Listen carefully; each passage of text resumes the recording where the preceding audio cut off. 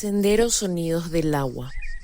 Los hombres guaraníes se encargaban de las actividades que requerían más movilidad y fuerza física, y también desempeñaban roles clave en la organización política y espiritual.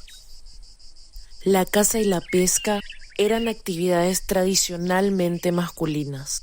Los hombres guaraníes se encargaban de proporcionar carne para la comunidad, cazando animales en la selva, como venados y tapires, y pescando en los ríos.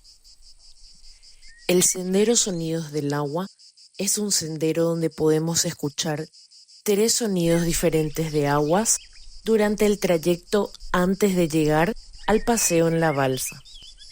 A pocos metros de llegar al puentecito donde se desagua naturalmente la laguna, se pueden escuchar a la vez 3 diferentes sonidos del agua: los sonidos de las cataratas del Mondal, los sonidos o murmullos del río Mondal con las rocas y también los sonidos del desagüe de la laguna que proviene constantemente de las numerosas nacientes.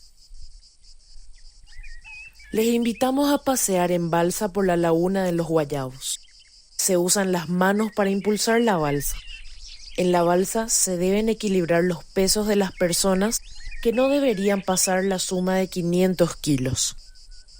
La laguna de los Guayabos está regada continuamente por más de 20 nacientes.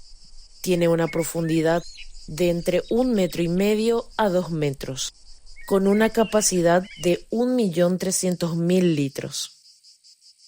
Estas propiedades del parque en el año 2016 estaban depredadas.